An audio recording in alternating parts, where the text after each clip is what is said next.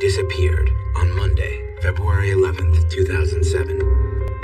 When a person disappears without a trace, often the most critical information is hidden in their actions and words from the days before they vanished. Jeremy Burt's last known whereabouts may hold the clues to what happened to him. A dedicated father leaves his apartment one February night and doesn't return the next day. They just thought maybe Jeremy was just being Jeremy and just needed some time away from people. But then he leaves cryptic text messages for the mother of his child. I had a text, and it said, "We need to talk." Jeremy said he was leaving, was going to start a new identity. Yet family and friends aren't buying it. I thought, no way. His daughter was his best friend. His family was here. His life was here. And so were the reminders of a stormy love triangle. She was back, and she knew where we lived.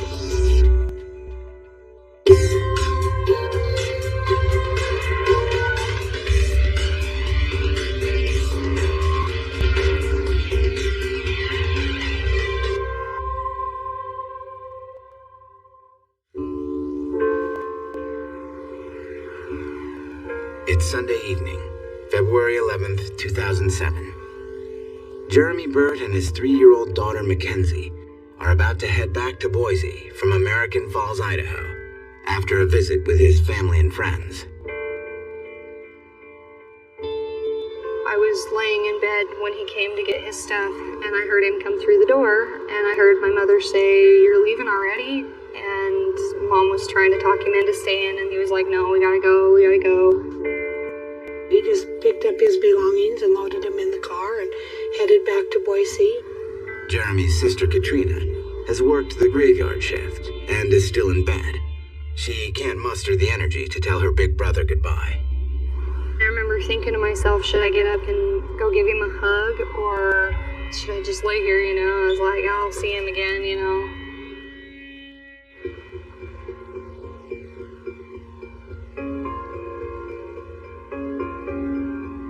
Jeremy drives back towards Boise on Interstate 86, through the mountainous desert plateau of southern Idaho. He lives in Boise with his ex-wife Kim and his daughter Mackenzie. His relationship with Kim has always been tempestuous. We met when I was 22.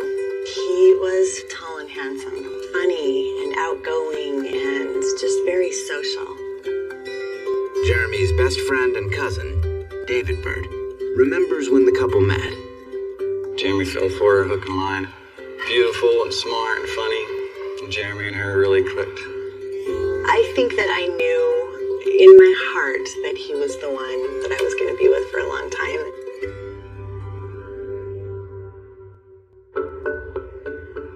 The couple began their time together living in Pocatello, Idaho. But it didn't take them long to figure out Boise is the place to be to launch their careers. We moved to Boise after I finished school. We ended up buying a house. It was going really well. As a roofer, Boise offered more opportunities for Jeremy. There was a housing boom, and construction jobs were abundant. He was pretty successful. Says, I can't believe I made $183,000 last year. Where did it all go? You know? But life wasn't always bountiful.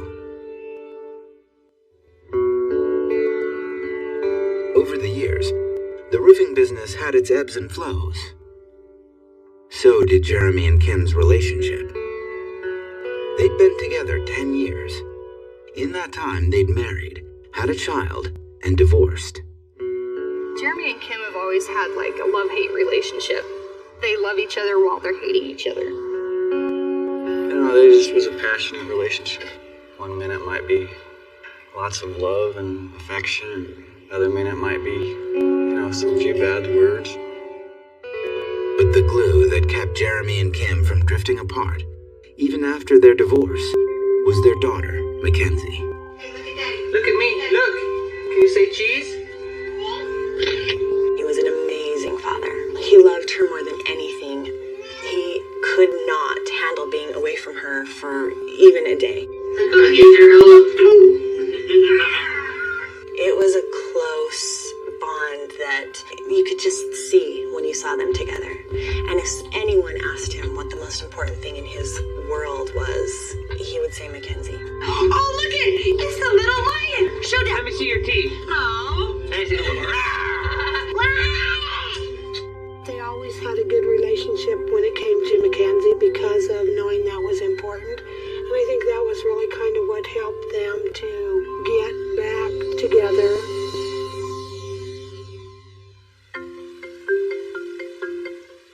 In June of 2006, after a year of living apart, the couple decided to reunite. At the time, Van Burt, Jeremy's father, had been living with him, helping with the roofing business.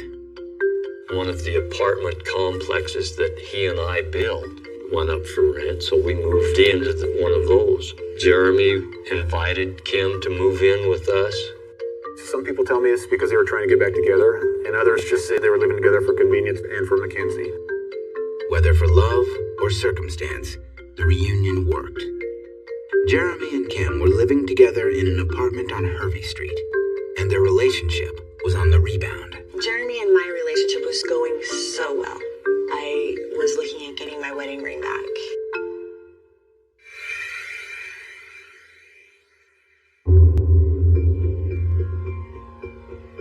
After visiting his family in Boise, Jeremy and his daughter Mackenzie arrive at their Hervey Street apartment on the evening of February 11th, 2007. Van is home, and Kim has just left for a week-long training program in Las Vegas. Jeremy gives her a call to see if she has arrived safely. Jeremy and I talked when I got there. It was almost bedtime. Kenzie had just gone down. Everything was fine. With Valentine's Day just a few days away, Kim urges Jeremy to meet her in Vegas. I just told him to just take my car and drive to Vegas. And in the end, he was like, I probably shouldn't, not right now. He had work to do. While Jeremy talks to Kim, he gets a call on the other line. It's his mother, Cheryl. I talked to him about 10 after 10 at night, just before I was going to bed. And he said he'd gotten home okay. And so I told him I loved him, and we hung up. Jeremy came home, was on the computer for a while, got dressed up, said he was going to go to a friend's house to talk about some different locations to go elk hunting. Said that I was going to have to put Mackenzie to bed.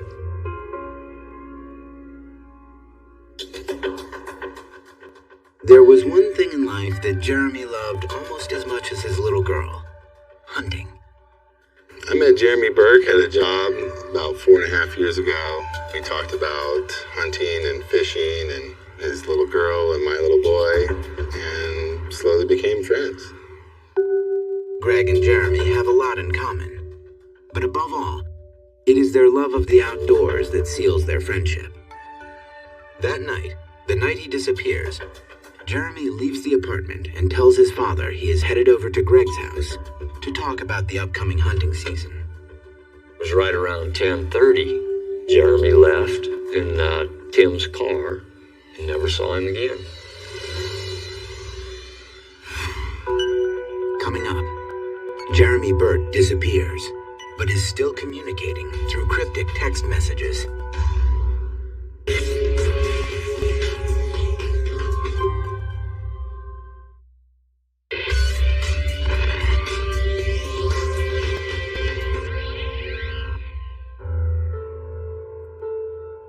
Life for Jeremy Burt is everything he hoped it would be. After a tumultuous 10-year relationship with his ex-wife, the two are living together once again, and this time, things seem to be working out. They have a beautiful 3-year-old daughter who means the world to Jeremy. Then, one Sunday night in February, Jeremy leaves his daughter in the care of her grandfather to visit with a friend. The next morning, Jeremy still isn't home. At first, his father Van isn't too alarmed. He figures Jeremy went to a party and spent the night somewhere else. When I think about the way he dressed, he had on a turtleneck with a dark-colored shirt. He was dressed not only to go talk with his friend, but to go out and do a little partying. But when day turns into night, and there's still no sign of Jeremy, His father thinks it's more likely he has gone off into the wilderness. Jeremy was known to take off for a couple weeks at a time. He was self-employed, so he had some flexibility in his schedule, and he loved the outdoors. So Van thought maybe he had gone up in the hills, just like he had done before. He was very spontaneous. He would do things on the spur of the moment, kind of like me. I think they just thought maybe Jeremy was just being Jeremy and had just needed some time away from people. Meanwhile, Jeremy's ex-wife, Kim George, is finishing up with her first day at the seminar in Las Vegas. It's been a hectic day, and she hasn't had time to check in with Jeremy. When Kim gets back to her hotel, her phone rings. The caller ID says it's Jeremy. I picked up the phone and said, "Hey, babe," and it hung up. I thought, oh, must have lost connection or something. So I called him back, and it went straight to his voicemail. And I never got a call back from him. The next day, Kim continues her classes without giving much more thought to the missed call. Then, at 2 p.m., she receives a text message from Jeremy that changes everything.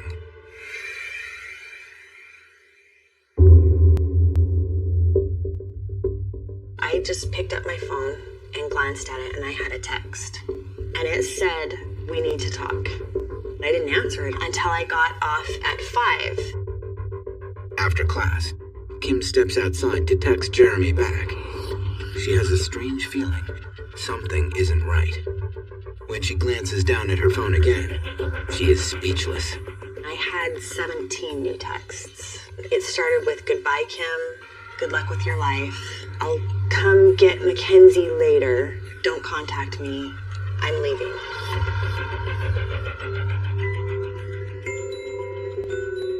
For Kim, these messages seem completely random and very uncharacteristic of Jeremy. I just instantly started crying.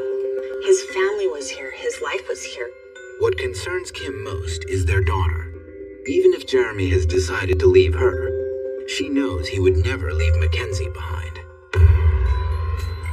Kim texts Jeremy back, looking for some explanation. Eventually, he returns the message, and the two continue texting well into the evening. But something seems very strange. She wonders, is it really Jeremy texting?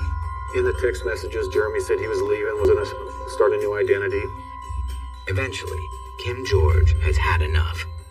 She wants to hear the words from Jeremy's mouth.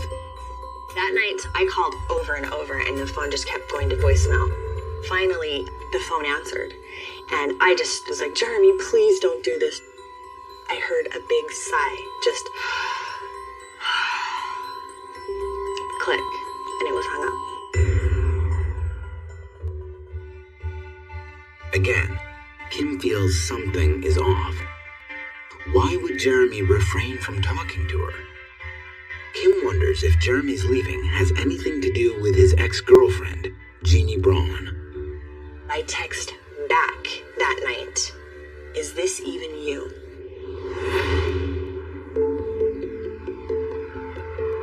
Five years earlier, in 2002, when Kim George found out she was pregnant, she and Jeremy decided it was time to get married.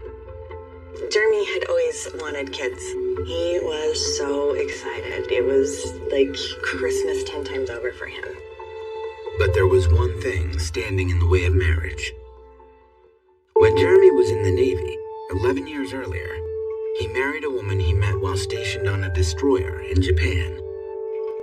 But after the military, back in Idaho, the marriage went sour, and his wife moved back to Japan. They were completely separated. The marriage was over. They just hadn't gotten the divorce. Now, 4 years later, with marriage between Jeremy and Kim on the table, the engaged couple looked through the yellow pages for a divorce lawyer. He made an appointment to go get a divorce, and this is when he met Jeannie Braun. She was one of the best divorce lawyers in the state, from my understanding, and they became really close. Jeremy and Jeannie started spending a lot of time together, discussing his divorce. In addition to their professional relationship, they had many things in common. Both served time in the military. Then, at a time when everything seemed to be moving along in the right direction, Kim and Jeremy were dealt a severe blow. I ended up having a miscarriage, which was very hard on Jeremy and myself. He wrote a beautiful poem about this child that he never got to meet. He was extremely disappointed, knowing how passionate and how good of a father he is. I don't know if something changed with him. I don't know. Once I had recovered, we decided that we were going to try for another baby. It was about 6 months later that I got pregnant. During this time, his divorce was continuing, and so he had been periodically seeing Jeannie.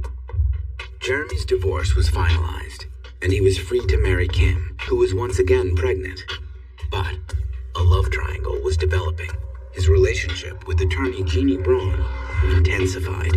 He told me about the relationship with Jeannie Braun pretty much from when it started. Jeremy always loved women that were really well put together. He was infatuated with Jeannie to quite an extent. Right before we got married, it started to turn more romantic. She was taking him out to eat, buying him gifts. I mean, expensive $500 watches. I didn't know for sure, but in my heart I knew. He changed. Even though Jeremy was spending time with Jeannie, he continued to follow the plan of marrying Kim, now 3 months pregnant. Kim convinced herself Jeremy and Jeannie were just friends. Kim and Jeremy were married on August 24th, 2002. I remember Jeremy telling me afterwards he wasn't sure if he wanted to get married or not yet. He just felt like that was what he should do. 7 months later, Mackenzie Burt is born. The birth of their daughter brings incredible happiness to the couple and a new sense of responsibility and devotion. She just changed his life from the minute he looked in her eyes. He called her his perfect little girl, and that's the way he felt about her. But not even Mackenzie's arrival stopped Jeremy from seeing Jeannie Braun. Eventually, Kim confronted the situation. I officially admitted to myself that he was having an affair with her. And I made him move out of the house. Our daughter was about 3 weeks old. Kim and Jeremy are divorced before their 1-year anniversary, but they continue to see each other. All the while, the love triangle persists. Now almost 4 years later, as Kim George sits in her hotel room, trying to make sense of the odd text messages, the feelings of sadness and betrayal resurface, and she wonders how Jeremy could be turning his back on her again. For Kim, it doesn't add up.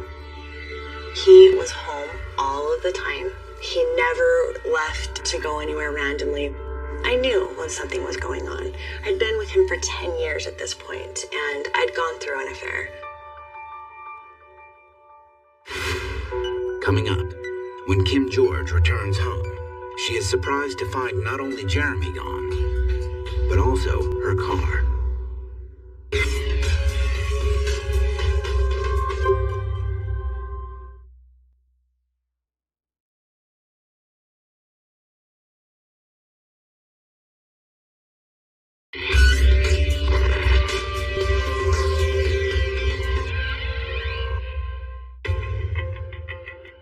While Kim George is away at a seminar in Las Vegas, she receives multiple text messages from her ex-husband saying he is choosing to disappear from their life in Boise, Idaho. The news of Jeremy's wish to break up for good and assume a new life is more than shocking. Kim calls Van, Jeremy's father, who has been watching their daughter, Mackenzie. He thought he had just gone hunting, and I told what had been texted to me, and he was confused because he didn't know anything. When Kim told me about the text messages, I thought, no way. I don't know how many times he ever text messaged anyone. If he had something to say to you, he said it, and he meant it. unsure of what she should do. Kim calls Jeremy's cousin, David Burt. If something is going on with Jeremy, David would know about it. He was my cousin, best friend. He'd just call me out of the blue for the stupidest things. When David hears about the text messages, he too is dumbfounded. Just days before he disappeared, Jeremy spent the weekend with him in their hometown of American Falls.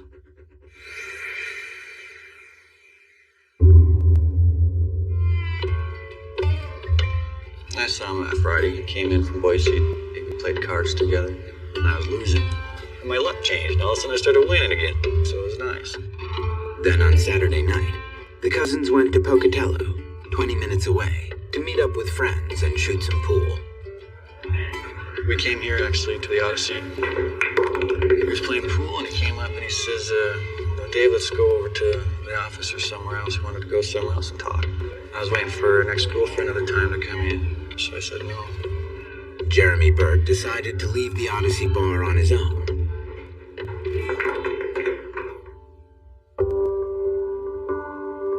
It was a moment in time David wishes he could do over. Later you look back and think, well, no, he was probably wanted to talk about something important. It might not have even been important. He might have just wanted to go talk. Did Jeremy want to tell David goodbye for good? Or was there something else going on in his life that could shed light on his disappearance? Next day he tried to call me on my cell phone, but I didn't answer. It was in the morning time, and then that was it. Now, just 3 days later, David finds out about the strange text messages Jeremy has been sending to Kim. Kim called me and says Jeremy had been texting her saying we're going to break up. I'm out of here. She tells him one of the messages is for his daughter, and it uses a catchphrase familiar to all who know Jeremy. You'd always ask Mackenzie, how'd she get so cute? And Mackenzie's response was always, because I'm daddy's girl. That was always his big thing, is he'd ask her why she was so cute. And it was because my dad made me that way. So some of these text messages were extremely personal. But for family, it sounds too deliberate, as though the writer is trying to convince them it's Jeremy. No phone calls, and all of a sudden he's just gone. And he leaves Mackenzie with his dad and doesn't even say anything. There's just no way.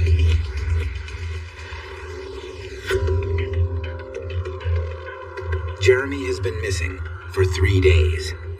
Family members keep trying to reach him. They leave messages, but he doesn't return their calls. I called him right away and I said, Jeremy, everybody's looking for you. Nobody knows where you're at. I got pretty choked up when I left that message because something came to my mind and it just said, I'm never going to see my brother. David calls Kim and urges her to file a missing persons report the minute she gets back to Boise. What she finds when she gets home makes her more certain than ever that something is very wrong. Her car is missing. That's the point that I found out that he left in my car, and I immediately called the police.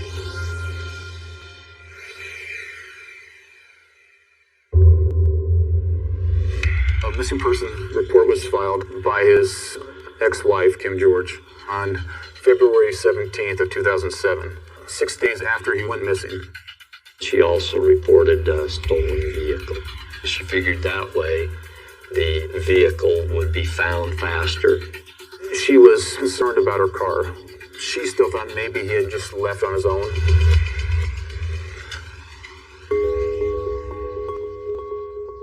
For Kim George, it is easier to believe Jeremy has hurt her rather than face something more sinister. I was heartbroken. I thought that he had actually left me. The alternative was too horrible. Because Jeremy told her he was leaving, on his own, there is no initial police investigation into his disappearance. But back on Hervey Street, when Kim notices the things Jeremy left behind, she starts questioning her conviction that Jeremy planned on leaving.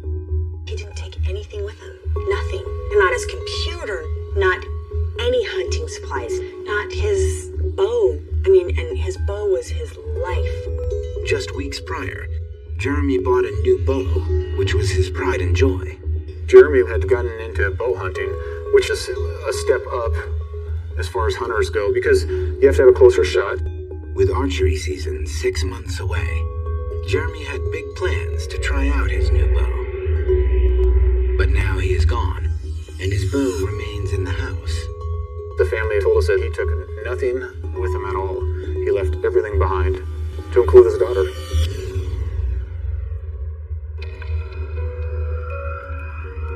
Feeling helpless in eastern Idaho, the Burt family rallies and decides to go to Boise to find answers. We weren't sure what was going on. It just didn't make sense that he would have left like he did. It's been over a week since the missing persons and stolen vehicle reports were filed, and a detective is assigned to Jeremy's case. We had arranged to meet with the police that day. When we got there, we all went into an interview room, and he just flat asked. He said, "Would Jeremy do this?" Jeremy's family explains to the detective how his disappearance and the texts make no sense to them. He asks the family if there was anyone in Jeremy's life the police should know about. They mentioned a few people. I do know that Jeremy testified against a person in a criminal case. I also know that after that case was adjudicated, he continued seeing her. Coming up, could Jeremy's involvement in the uncovering of a crime be linked to his disappearance?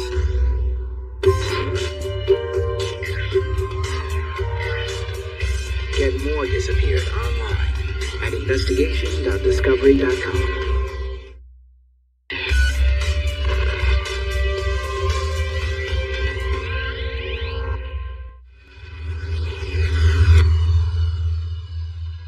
It's been 2 weeks since 33-year-old roofer Jeremy Burt left his house one February evening in his ex-wife's car, never to be seen again. Although text messages to Kim George indicate he was leaving to start a new life somewhere else, his family is convinced something very bad has happened to Jeremy. When police ask about Jeremy's past, one of the people his family mentions is his ex-girlfriend, Jeannie Braun. That's someone who would have something out for him with what transpired between the two of them.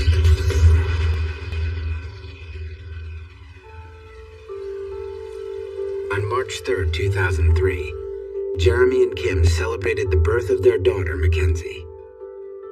But just days later, Jeremy's happiness was interrupted. Jeremy's lawyer and mistress, Jeannie Braun, was arrested. During the course of his relationship with Jeannie, she was charged with several crimes, one of which was a forgery. In 2002, Jeannie Braun forges a judge's signature in a child custody case. 16 months later, she was charged with forgery, intimidation of a witness, and destruction of evidence. She pleaded not guilty, but according to Kim, Jeannie told Jeremy otherwise. Even though they were on the road to divorce, Kim said Jeremy came to her to make amends after finding out Jeannie's true colors. He told me everything and was very candid, so I knew a lot about what was going on. According to Kim, he said he couldn't let Jeannie get away with the crime. He had a plan. He would continue seeing Jeannie so that he could get her to confess. While he was in the process of investigating the forgery, he would record her and then play it for me. He kept me very much in the loop. While the court process was happening with Jeannie's case, for whatever reason, Jeremy recorded conversations he had with Jeannie. Those recordings were ultimately used to get her convicted.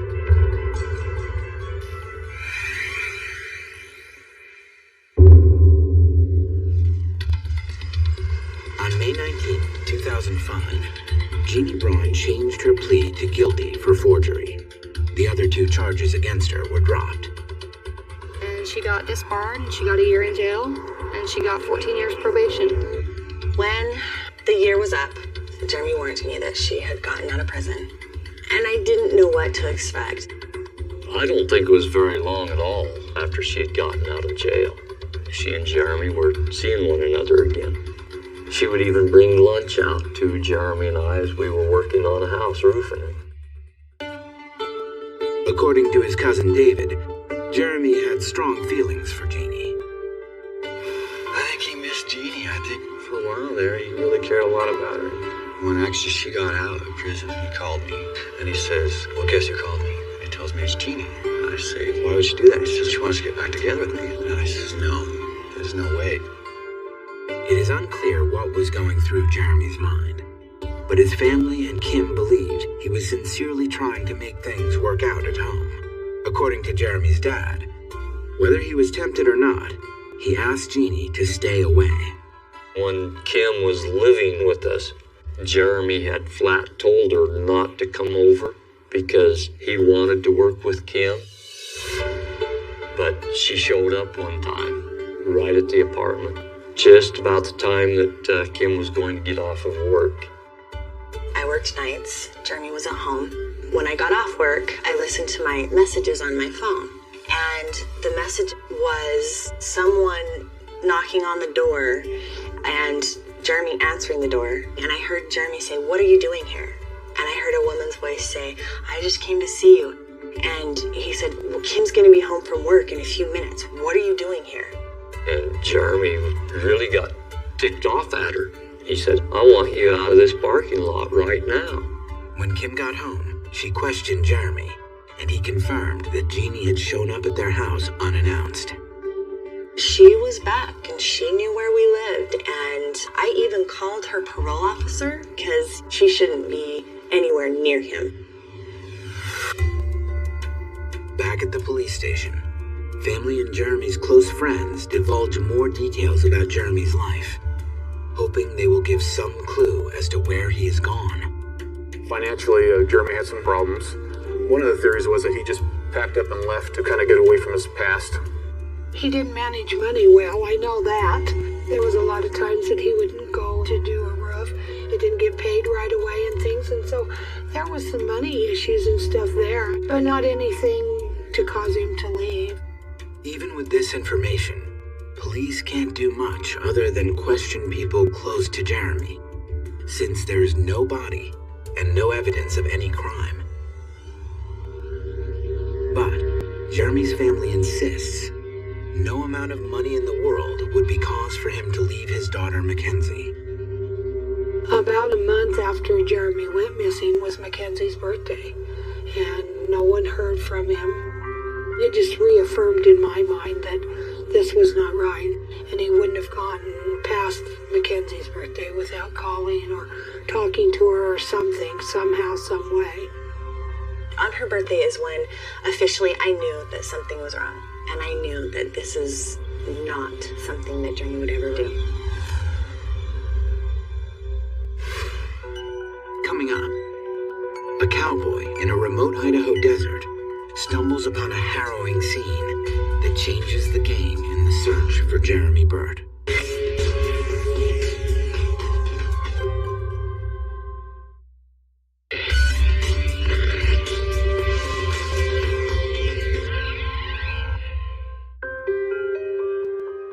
When Mackenzie Burt's 4th birthday comes and goes without a word from her father, the Burt family realizes Jeremy has truly disappeared. But no one has any clue what could have happened to the 33-year-old father. When you have a death in your family, at least you know where they are and what's happened to them. But not knowing what's happened, I just kept thinking, well, why haven't they found the car? Why haven't they found the car?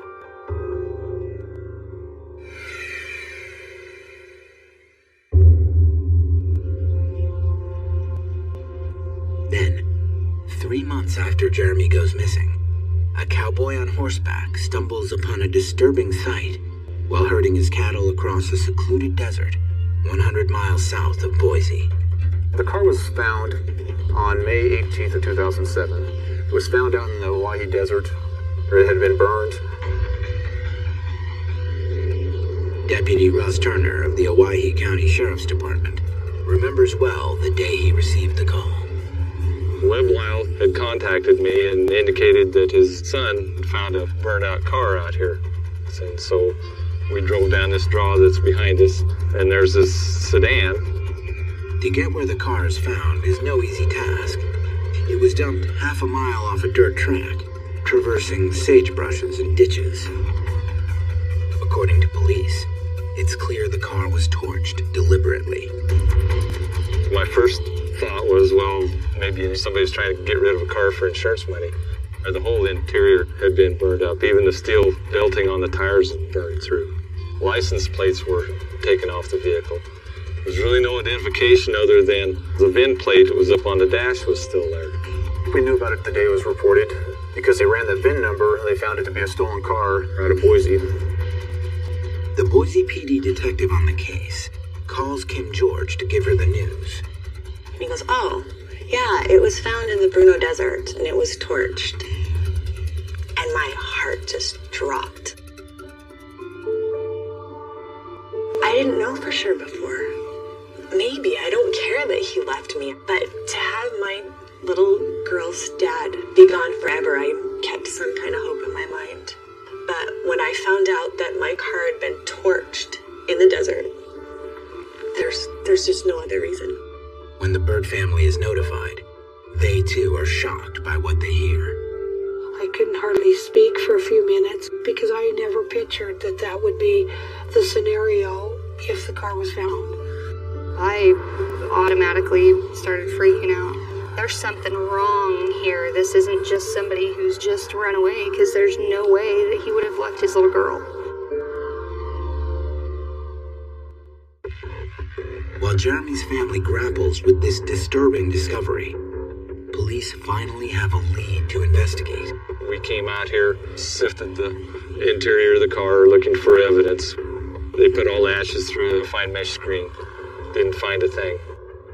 Once investigators complete a thorough forensic examination of the car, they begin searching the area for clues. We conducted a ground search of this whole area, both by foot, a horseback, and with four-wheelers. They had people out searching a 3-mile radius around that car. And that's quite a bit of territory to be searching. And we didn't find anything. In finding the car, Jeremy's disappearance has gone from an adult leaving his family behind to the possibility of foul play. To me, if the plates have been removed and the car is burned like that, that could imply maybe someone's trying to dispose of evidence. For me personally, that definitely causes a lot of concern. With new evidence, the Boise Police Department reviews all the details of Jeremy's case with a fine-tooth comb. They revisit Jeremy's financial statements and his cell phone records. Although Jeremy's bank account has not been touched since February 11th, the night he went missing, they find suspicious activity on his account after he left his apartment in Boise. And there was 2 transactions that happened after Jeremy reportedly left his house. One was approximately 10:30 at night, and that occurred in Boise. And the other transaction was at a Chevron gas station in Mountain Home, Idaho, which is roughly 40 miles away. Driving directly to Mountain Home, a town unfamiliar to Jeremy, is a half-hour's drive from Boise. But the second transaction is an hour and a half later. So there would have been a little bit of time in between the 2 transactions where he was doing something or somebody was doing something before they didn't drive directly there. Perhaps he was visiting his friend Greg Reno after all, to talk about hunting before heading to Mountain Home. Police go out to Greg's house to question him. An officer came by my house, talked to me for a few minutes, probably 3 months after it happened. When asked about the night of February 11th, Greg Reno remembers it well, since it was the last time Jeremy called him. I heard the phone ring in the middle of the night, and I didn't get up and answer it. And the next morning saw that I missed his call and tried calling him back, but there was no avail. And those have been corroborated through the phone records. And that was the last time anyone had any first-hand contact with Jeremy.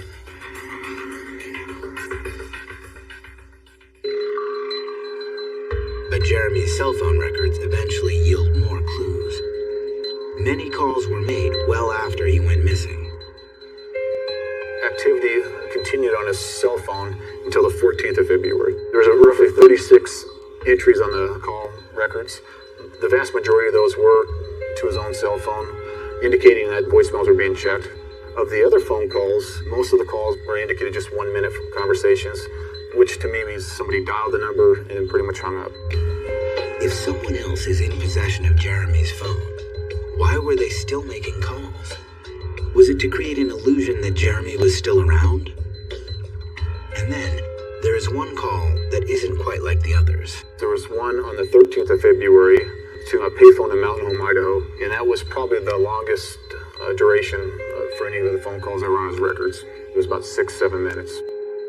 Both the Chevron station where Jeremy's debit card was last used and the location of the payphone are in Owyhee County on the way out to the Bruneau Desert where the torched car was found. But after that, the trail goes dead. Since there are no eyewitnesses or surveillance footage from these locations, police are taking another look at Jeremy's cell phone records for additional clues. It's still an active investigation. I'm still trying to locate some people. Unfortunately, sometimes you get just a name or just a number. I haven't tracked down all of them.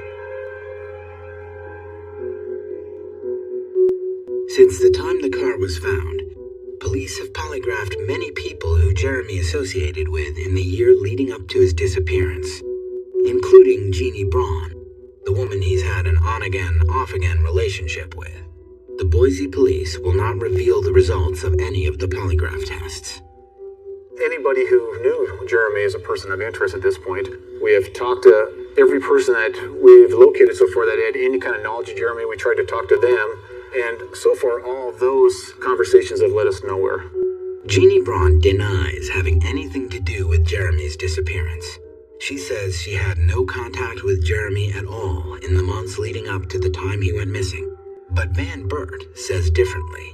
Right up until the time that he disappeared, he and Jeannie had been seeing one another.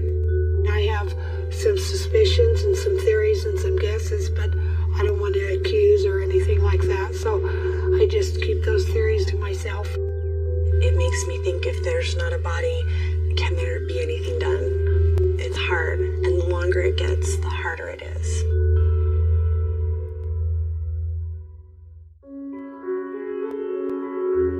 All Jeremy's family can do now is hope and wait for answers. I sleep with a picture of him under my pillow. I wake up every morning thinking of him. Every time I walk out the front door, I think of him standing outside the door as I open the front door. Jeremy was 33 when he disappeared. Jeremy is my firstborn son. He's the oldest boy that I had.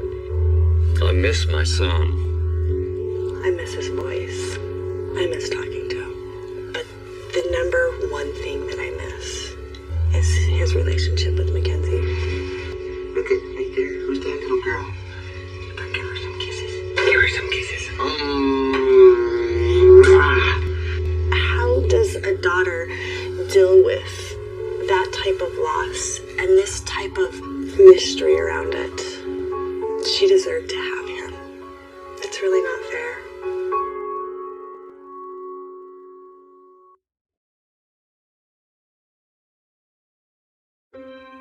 You're watching Investigation Discovery on Demand.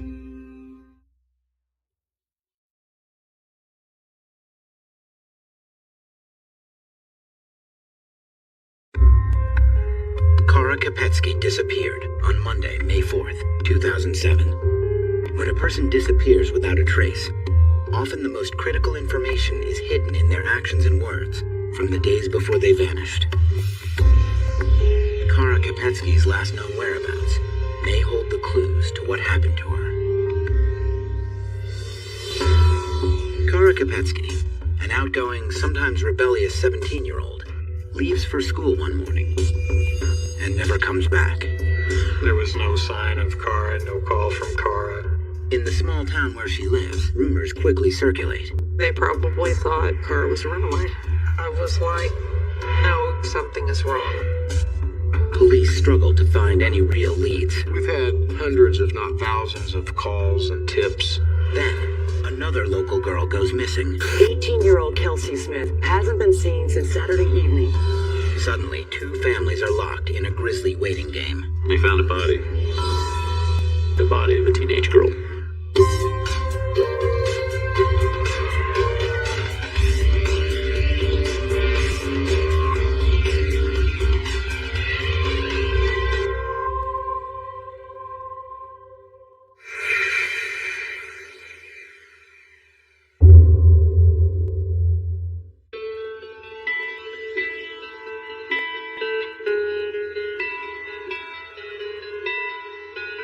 It's a typical school day for 17-year-old Kara Kopetsky. She's a high school junior in Belton, Missouri, a small community just south of Kansas City. Kara's mother, Rhonda, offers her a ride to school, but today she prefers to walk. Kara wanted to smoke a cigarette on the way to school, so she decided to walk that day. Like many teenagers, Kara is fiercely independent and likes to test the limits of her parents' control. Well, as a parent of a teenager, you pick your battles, kind of, so to speak. She chose to become a smoker, and we weren't really happy about that. And the first 2 or 3 packs of cigarettes that we found in her room, we threw away. But after a while, you realize that it was a choice she had made, and she was just going to keep buying cigarettes. In addition to smoking, Kara has picked up several other habits that upset her parents. We had problems with Kara skipping school. We had talked to her about it, had told her that she probably wouldn't graduate if she didn't get a control on it.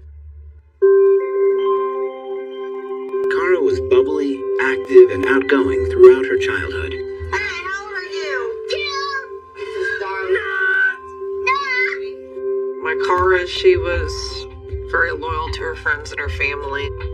The older of 2 children, Kara always had a mind of her own, even as a little girl. She was strong-willed and outspoken, and if she felt that she was right about something and you were wrong, she wasn't afraid to voice her opinion. Both Kara's mother and her stepfather, Jim, believe that Kara's recent rebellious behavior is part of normal adolescence.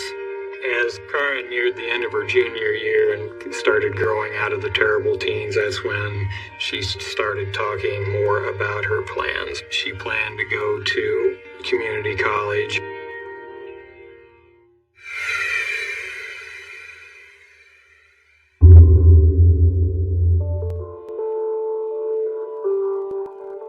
Kara's defiant stance sometimes gives way to her more responsible side. An hour after she's arrived at school, Kara phones her mother. She called and asked me to bring her a book she had forgotten here at the house, and to wash her work uniform because she had to be at work at 4 o'clock. Kara works at the Popeyes in Belton. Before leaving for her own job, Rhonda washes Kara's work uniform and then takes the textbook to Kara's school. I dropped the book off at the office. I didn't actually see Kara, and I went to work like I would normally any other day. While Rhonda starts her day, Jim, who works an early shift, returns home. He's usually there when Kara gets back from school. That day, she is late. It was right around 3 o'clock, and I noticed that Kara wasn't at home. So I called and asked, "Hey, hon, where are you at?" And she didn't call back. Rhonda arrives home soon after. She also thinks it's strange that Kara hasn't contacted them.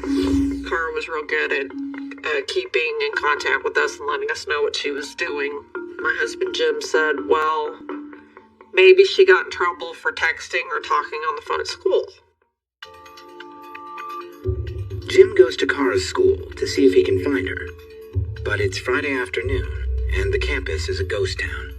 It's also getting close to 4 p.m., the time when Kara is supposed to be at work. I went ahead and drove to Popeye's Chicken and spoke to her manager. He was expecting Kara. He says, no, we needed her tonight. And she hadn't called in, and I stayed there and talked with him until about 4:20. There was no sign of Kara, no call from Kara. Jim and Rhonda are puzzled. It is unlike Kara to skip work. Kara loved to shop, and she loved her junk food. So she always went to work because she loved having money. But when Rhonda checks Kara's room, the freshly washed Popeye's uniform is still there. Immediately we were alarmed. So we called our family, and they drove the route Kara would have walked to school. They drove up to the skate park to talk to the kids up there to see if they had talked to Kara and knew where Kara was. Meanwhile, Rhonda sits down with Kara's cell phone bill and begins calling every number listed. Kara's phone bill is almost 100 pages long, but when Rhonda finishes making calls, she is no closer to finding out Kara's whereabouts. You know where Kara is. We talked to her. Everybody gave me the same answer, no. I believe it was about 5 o'clock. We decided to call the Belton police and report Cara missing. Belton 911, where is your emergency? Okay, how old is your daughter? An officer from the Belton Police Department responds to the call. But Jim and Rhonda don't think their daughter's disappearance is being taken very seriously. They came out, they took down a report. Basically, they said she's probably just mad or upset and she'll show up after a while. I was like, no, you don't understand. She's not answering her cell phone. She's not calling back. Something is wrong. I think initially they probably thought Cara was a runaway. Rhonda realizes that a previous incident may be the reason for the police's lack of concern. On Cara's 16th birthday, Rhonda grounded her daughter for skipping school. She kind of got pissed. She kind of got mad. She said, no, I'm going to go hang out with my friends. It's my birthday. This isn't fair. Cara stormed out of the house and was gone all night. She returned at 7 the next morning, but by then, Jim and Rhonda had called the police. They did come out to the house and talk to Cara, but there was never a follow-up. Jim and Rhonda realize what the situation might look like to an outsider, but they are certain this time is different. I was sure that Cara didn't run away because Cara had started to mature. She had started to move away from a group of people that she had been hanging around with, and she had plans for the future. As night falls, there is still no sign of Cara. Rhonda and Jim can barely sleep from worry. The night that Cara came up missing, I slept on our futon in the living room, just in hopes of hearing the door open and seeing Cara walk through it.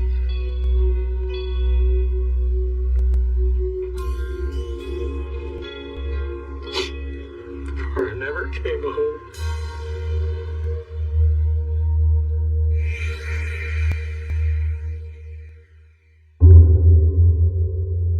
Cara Kopetsky has now been missing a full 24 hours. Jim and Rhonda decide to contact the Belton police again.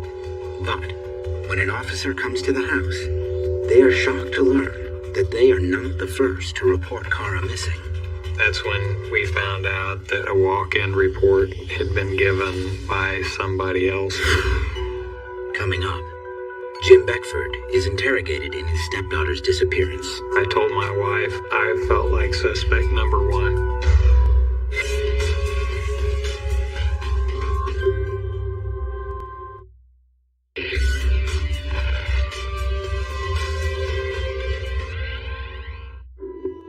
Cara Kopetsky, a 17-year-old Missouri girl, has been missing for 24 hours.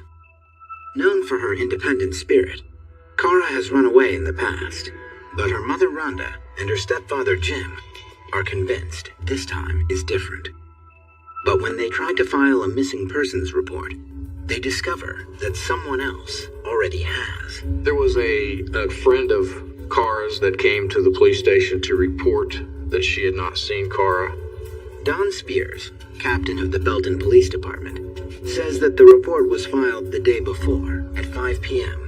This girl came to the police station to report it at the same time that we were making notification and Cara's parents were calling also. It was almost maybe simultaneous.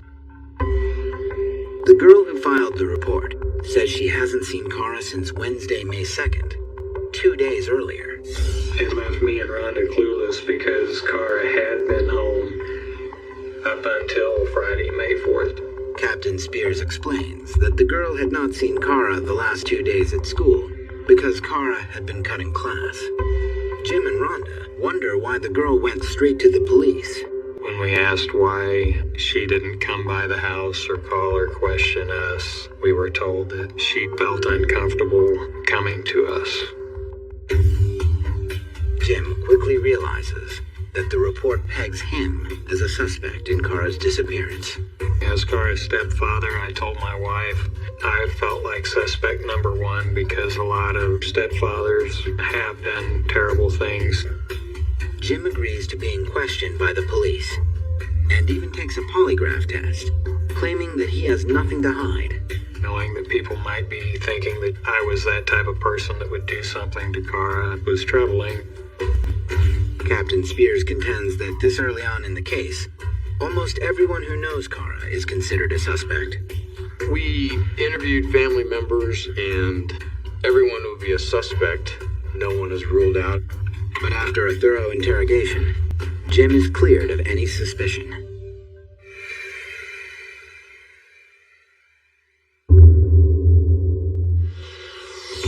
Belton police officers spend the weekend talking to as many people as possible about Kara's whereabouts.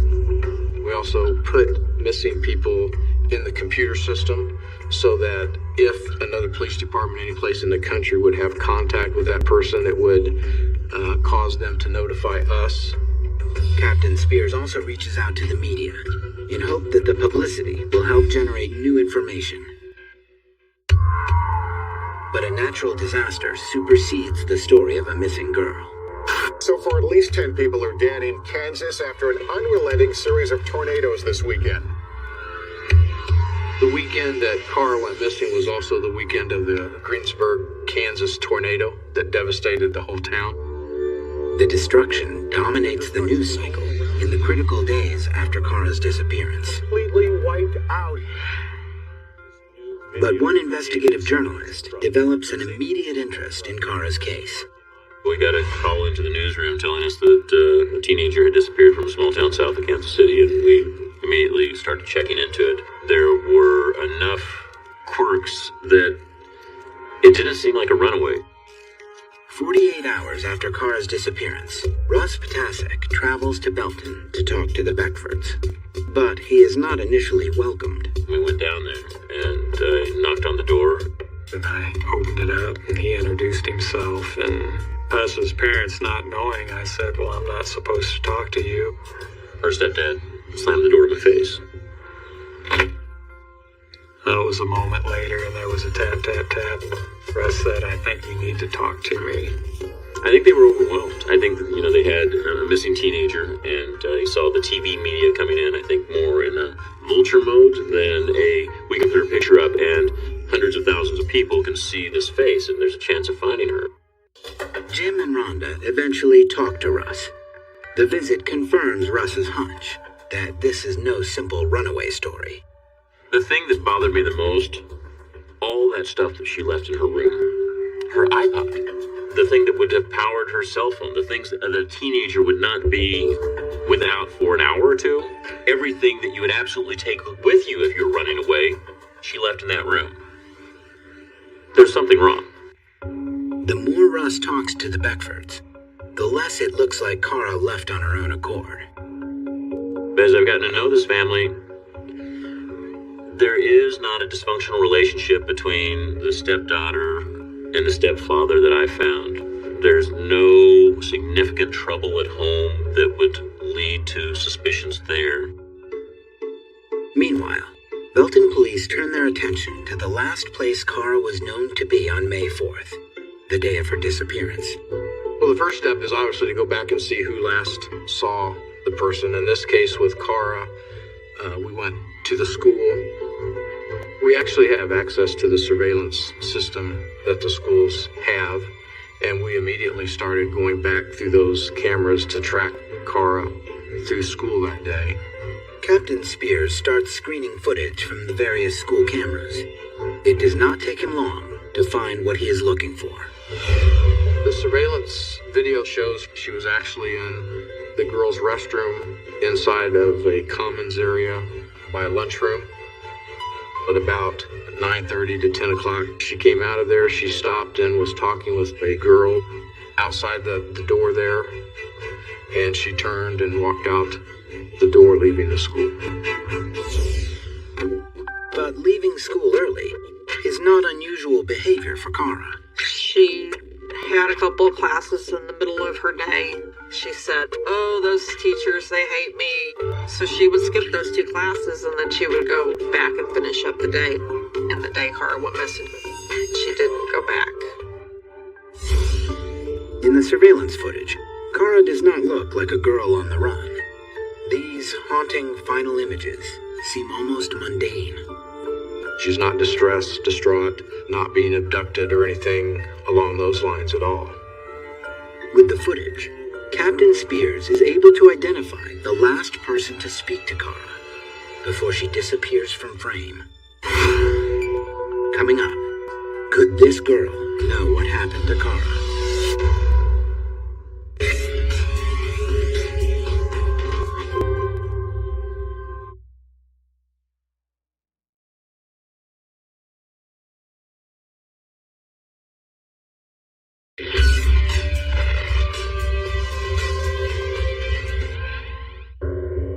Kara Kopetsky was last seen at her high school on May 4th, 2007. A ghostly image of her is caught on a surveillance camera in the hallway. As she leaves the frame, she literally disappears. We've talked to all of the students that we saw her conversing with throughout the entire morning that she was there at school. A couple of them, including the last ones that are seen in the surveillance, Kara was asking if they wanted to leave school with her to go out for a while, and they all had told her that they did not want to or could not at that time. But unfortunately, Kara has shared little information with her friends about her plans. Captain Spears digs deeper for information. When Kara skipped school, where did she go? Who did she meet? Kara's parents are afraid that the answer to these questions may have to do with Kara's ex-boyfriend. Kara had become attracted to kind of the bad boy. He had dropped out of school, and he just was kind of a bad influence on Kara, and we weren't real thrilled that they were together. In fact, only days before Kara's disappearance, Rhonda had filed something called an ex parte order of protection, what a restraining order is known as in Missouri. Kara and her parents at one time did obtain an ex parte order in the county of Cass in the state of Missouri. But that would be all I could say about that. For legal reasons, the police and Kara's parents are reluctant to discuss the matter. But reporter Russ Potasek tracks down further information. We went to the courthouse there and found a restraining order against a former boyfriend. The court document alleges that Kara's ex-boyfriend kidnapped, restrained, choked, and even threatened Kara with a knife. But the full order of protection is never served. Kara goes missing 6 days before she is to appear in court to complete the filing. The case never went any further because Kara Kopetsky was missing. There's no witness. Russ is able to find the ex-boyfriend himself and speak to him directly. I showed him the restraining order, and I asked him, what was up. And he acknowledged they had a troubled relationship, but said he'd never heard her. I don't know anything about where she is or about what happened. He says the cops interrogated him for several hours, and that they gave him the lie detector test, which the police department confirmed that they did give him a lie detector test, and he passed it. Because the case is still officially open, the Belton police cannot comment further. 1 week after Kara has last been seen, there are still no solid leads to go on. We have interviewed all of her friends that we are aware of, boyfriends, neighbors, relatives, acquaintances, people that maybe had only talked to her once, and people that would see her almost daily. Missing person signs are posted all over the area in the hopes someone will surface with information. It's difficult to conduct a search for someone that we have no place to start from other than the school. We don't know if she walked out of that door and got into a car, if she walked someplace. All of the surrounding areas of the school were searched.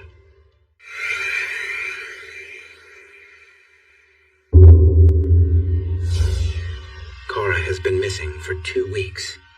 Suddenly, a call comes in. A gentleman called, said that he had saw a flyer of Kara and had seen her in a Burger King in Lewisburg, Kansas. Lewisburg is a 40-minute drive from Belton, just over the state line. It was the first time that I really, I got excited and thought, we found her. You know, it was so close that I almost felt like I could touch it. Belton police officers travel to Lewisburg, but due to a fluke, they're unable to confirm the sighting at Burger King. The surveillance cameras there were not working that day. We showed pictures of Cara, obviously, to the people. The people that said that it was Cara were all total strangers, and they were saying that it was Cara from a photograph. Investigators can't rule out the possibility that Cara was there. And there's something else. The woman identified as Cara was apparently not alone. A young man was seen with her. Police are able to create a composite image of him based on descriptions. The composite was distributed to the media as well as out to the public. Could this mysterious young man be responsible for Cara's disappearance? The police actually brought me that sketch and asked me if it looked like anybody that Cara would have hung around with, any of Cara's friends. And I actually told them, no, it doesn't look like anybody that I've ever seen with Cara before.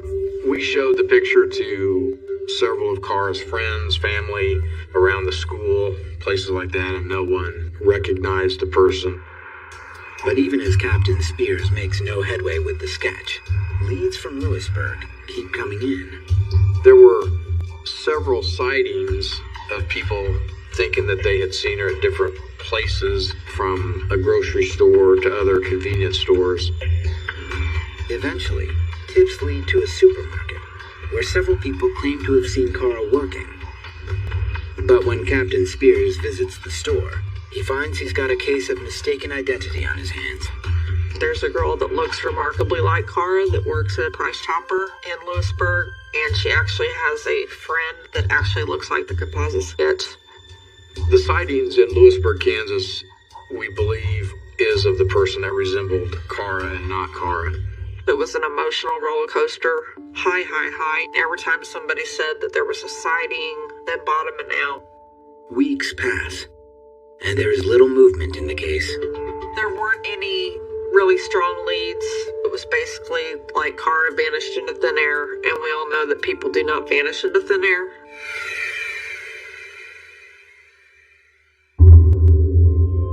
In a shocking development, almost exactly a month after Cara's disappearance, another local girl goes missing. In just a moment, the frantic search for Kelsey Smith. The 18-year-old girl vanished in Kansas on Saturday evening.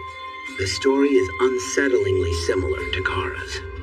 Same age, same height, same weight. They were 15 miles away from each other. I mean, it was just, I thought immediately that they were connected. Coming up, are the cases related? And will police find either girl alive?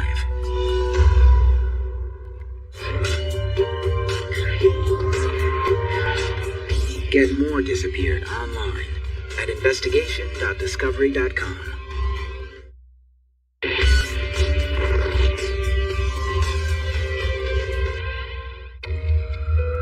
Cara Kopetsky disappears without a trace on May 4th, 2007. Almost exactly a month later, another local young woman goes missing. Is it just a coincidence, or are the cases connected?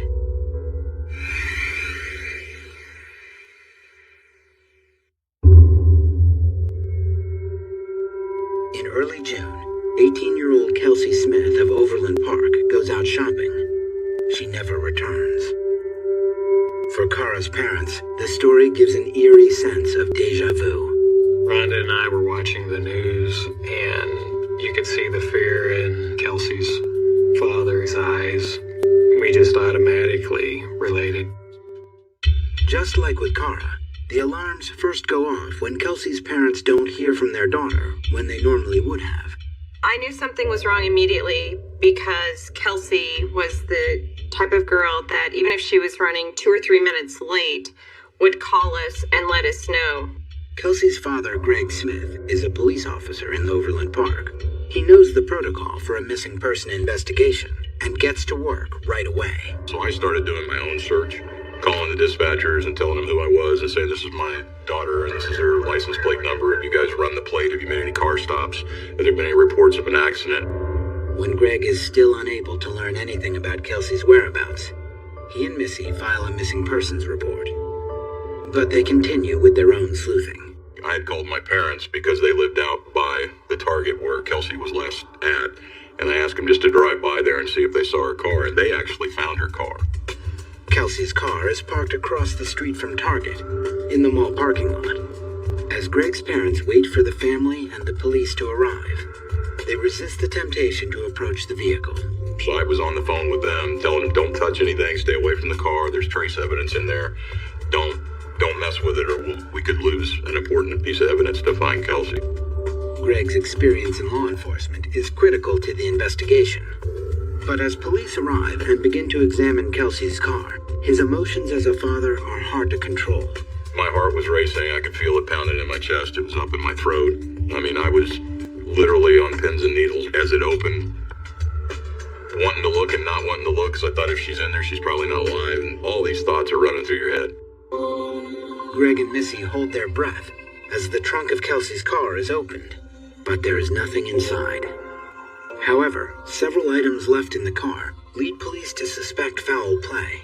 Her purse, her driver's license, her wallet, her checkbook, all of that was in the car, so that was more of a clue that something had happened. As they watch the news stories, the Beckfords can't help but wonder if the cases are connected. We called the Overland Park police and asked them if there was a possibility that there could be a connection with this abduction since it was so close here in the Kansas City area. And we were told we have your information here in front of us now.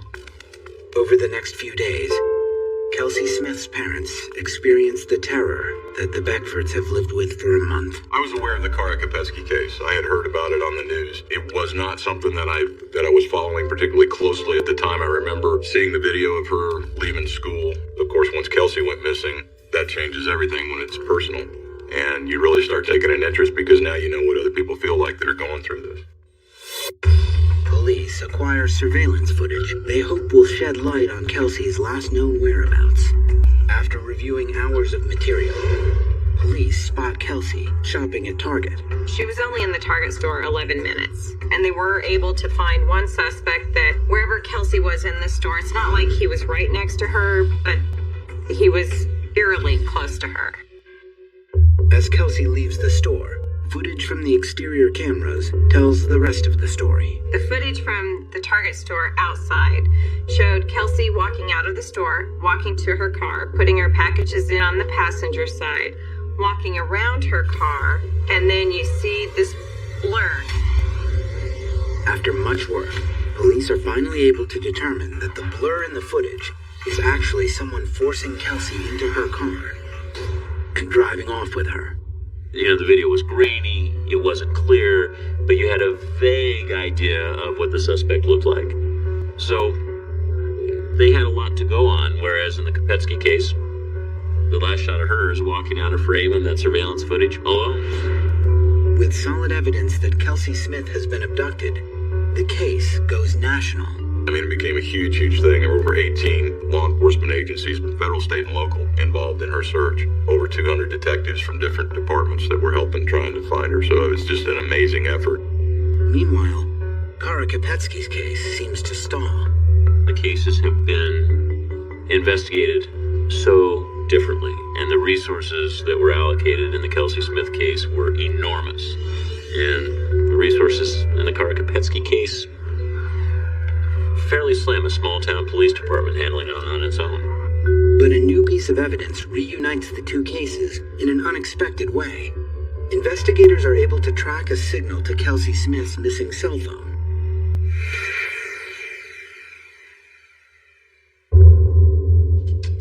The FBI had contacted our cell phone provider and had found Kelsey's cell phone locate information, the path that her cell phone had taken along the way.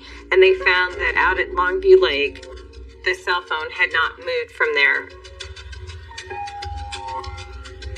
Longview Lake is about 20 miles from where Kelsey was last seen, but it's only minutes from Kara Kopetsky's home. Investigators comb the area, looking for clues. Hidden in the brush of a wooded area, they make a gruesome discovery.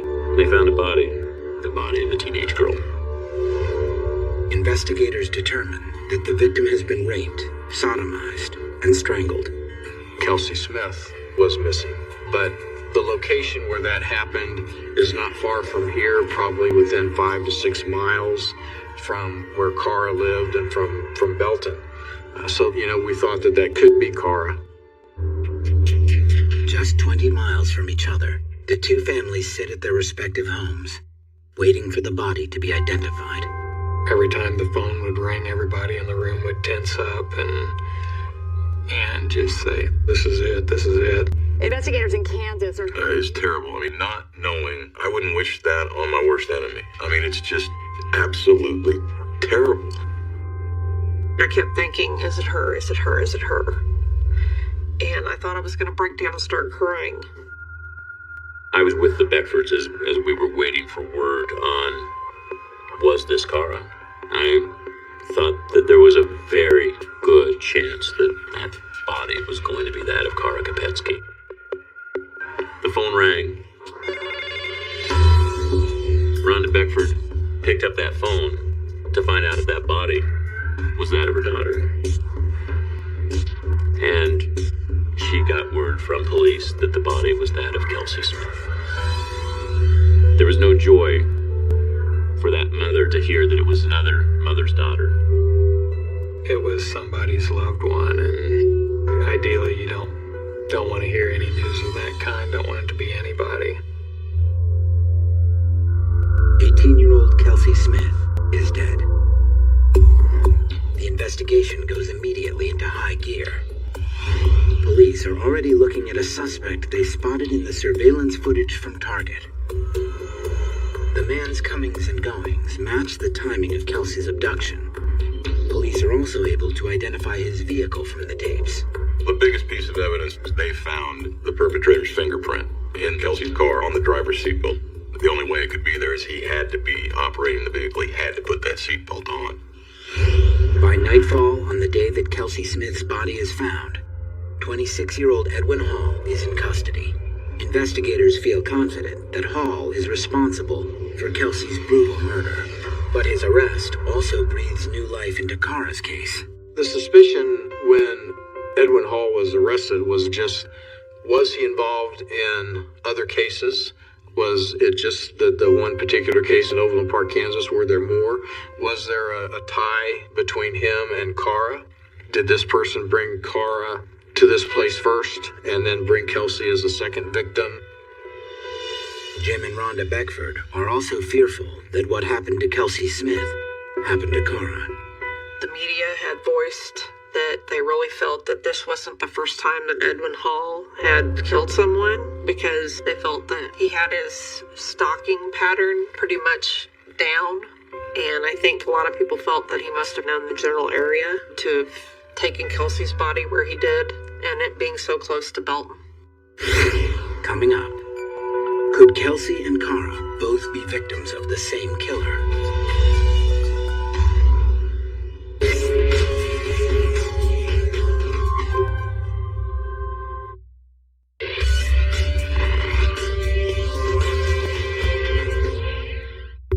On June 6th, 2007, Edwin Hall is arrested and charged with kidnapping, raping, and murdering Kelsey Smith. But the earlier unsolved disappearance of Cara Kopetsky leads everyone to wonder if she too might have been a victim of Hall's violence. The similarities are so amazing. The timing, so crazy. We asked police, is there any possible connection? And we asked them that again and again and again. We assigned some of our detectives to that investigation to offer assistance, looking for any connections between Kelsey and Cara. Any evidence that was found and was submitted to crime labs, Cara's information was also submitted there and examined to see if there was any trace evidence or any link whatsoever to Cara. Captain Spears works tirelessly throughout Hall's pretrial.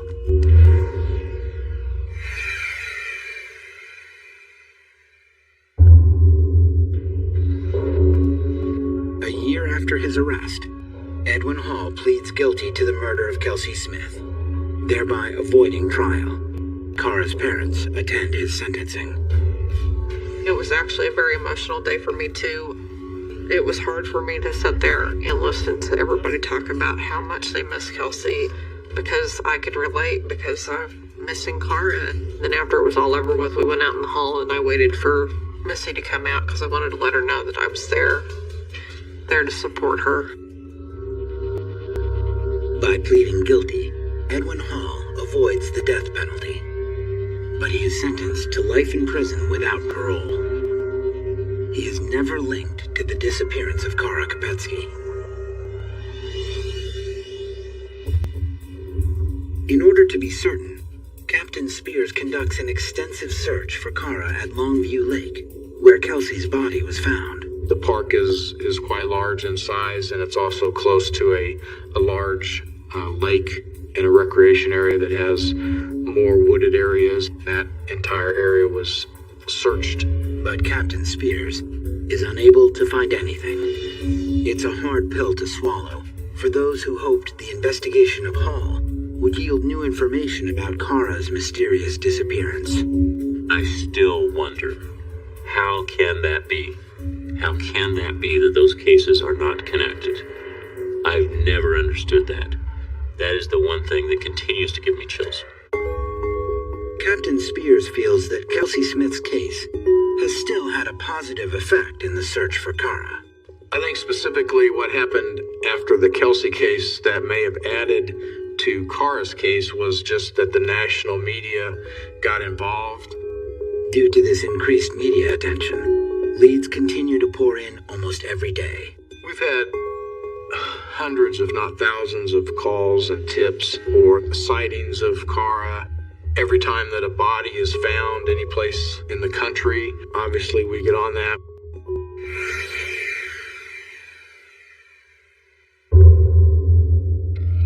It's been 2 years since Cara Kopetsky went missing. Hope of finding her alive grows dim, when suddenly, a mysterious Jane Doe in New York City generates new excitement. Oh my gosh, well, when this girl shows up on the streets of New York, the headline is essentially Cara Kopetsky found. Captain Spears immediately calls the New York City Police Department. He discovers that the young woman in custody is suffering from amnesia. The girl in New York was just wandering the streets and around homeless shelters. She did not know her identity, had no idea where she was from. Captain Spears sends a sample of Cara's DNA and dental records to the NYPD to see if there's a match. But he loses faith when he sees a photograph of the unknown woman. When I saw the pictures of the girl in New York and with Cara side by side, there was some resemblance, but I did not think it was her. However, keeping an open mind, we went further in the identification process just to be sure. Cara's family also has trouble believing that the woman in the photograph is Cara. She did resemble Cara, but she resembled a much younger Cara. It was what Cara probably would have looked like when she was 15. Cara Kopetsky's DNA and dental records return negative for a match. 2 days later, the Jane Doe is identified and returned to her family in Washington State. For the Beckfords, it's just one more lead that's gone nowhere.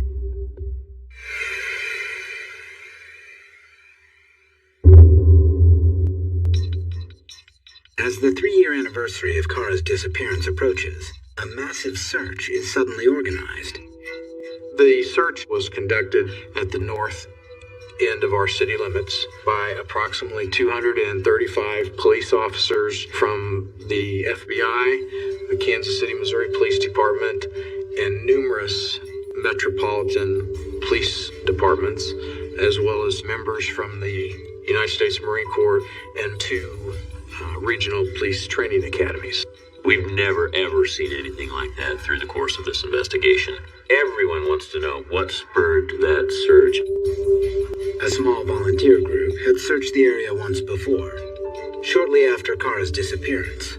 The action 3 years later was probably 10 times the most action that we've seen throughout this investigation. So something huge must have changed on that day. Well, we wanted to go back and search that area a little bit further with more people to to ensure that nothing had been overlooked. We did not receive any new information or new tips or anything like this. This was something that was planned. We needed more manpower because of the size of the area. And that particular week, there were people available. And so that's why that date was chosen. But after 3 days of intensive searching, no new evidence is found.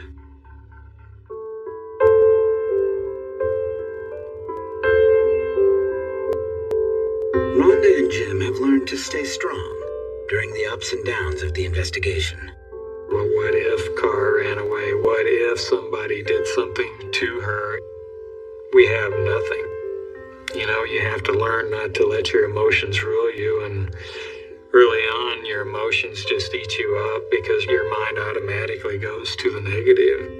You know, when we found out that Kelsey was dead, a lot of people said to us, I don't know how you do it. I don't know how you handle this. I say the same thing about Rhonda Beckford. I don't know how she handles what she does. When Kelsey was missing for those 4 days, it was excruciating, and I could not imagine it being 3 years. As the mother of a missing child, you don't know what the world's going to throw at you, but you adapt and you learn to deal with it, and you just take every day, day by day. Still, the case of Cara Kopetsky remains open, and Captain Spears continues to work it every day. We've had tips as late as yesterday. I think that each time we get a lead or a tip, we hope that that is the call or the lead that we need to get closer to finding Cara.